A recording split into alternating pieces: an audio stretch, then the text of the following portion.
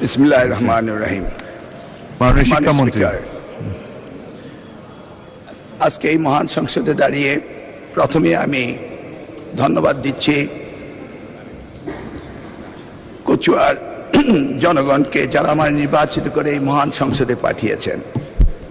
তারপর আমি ধন্যবাদ দিচ্ছি যিনি আজকে আমাকে সুযোগ করে দিয়েছেন এই মহান সংসদে এই দায়িত্ব পালন করার জন্য। তিনি হলেন আমাদের বাংলাদেশের প্রধানমন্ত্রী জনাব তারেক রহমান। আমি আজকে এই মহান সংসদে দাঁড়িয়ে শ্রদ্ধাভরে স্মরণ করছি যিনি আমাকে পূর্ব এই সংসদে এসে কথা বলার সুযোগ করে দিয়েছিলেন, সেই আমাদের দেশমাতা প্রয়াত মরহুমা বেগম খালেদা জিয়াকে। মাননীয় স্পিকার, প্রাথমিক শিক্ষার উন্নয়নে প্রাথমিক শিক্ষা অধিদপ্তরের আওতায় মোট 5টি চলমান প্রকল্প গ্রহণ করা হয়েছে। প্রকল্পগুলো হলো: 1.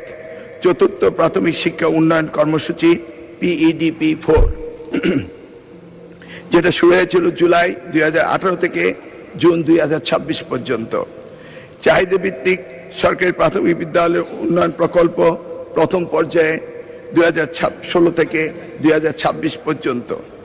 ঢাকা মহানগরী ও পূর্বাঞ্চলে সরকারি প্রাথমিক বিদ্যালয় স্থাপন, অবকাঠামো উন্নয়ন, দৃষ্টি উন্নয়ন প্রকল্প জানুয়ারি 2020 থেকে জুন 2027।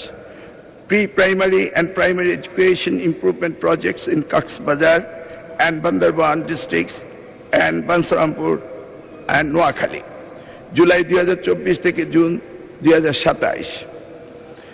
এছাড়াও 150টি উপজেলায় সরকারি প্রাথমিক বিদ্যালয় ফিডিং প্রকল্প, যেটা শুরু হয়েছে জানুয়ারি 2025 থেকে ডিসেম্বর 2027 পর্যন্ত। উপ-আনুষ্ঠানিক শিক্ষা ব্যুরোর মাধ্যমে দেশের 58টি উপজেলায় কার্যকর সাক্ষরতা ও ব্যবহারিক কর্মদক্ষতা প্রশিক্ষণ প্রাক বৃত্তিমূলক পর্যায়ে কোর্সটি বাস্তবায়ন করা হচ্ছে।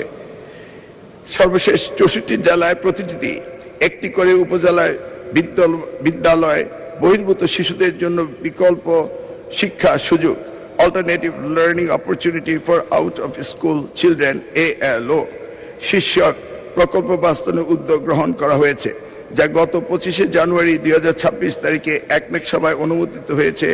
প্রকল্পের মেয়াদ জানুয়ারি 2026 হতে ডিসেম্বর 2028 পর্যন্ত। মাননীয় সংসদ সদস্যকে এই প্রশ্নের জন্য ধন্যবাদ।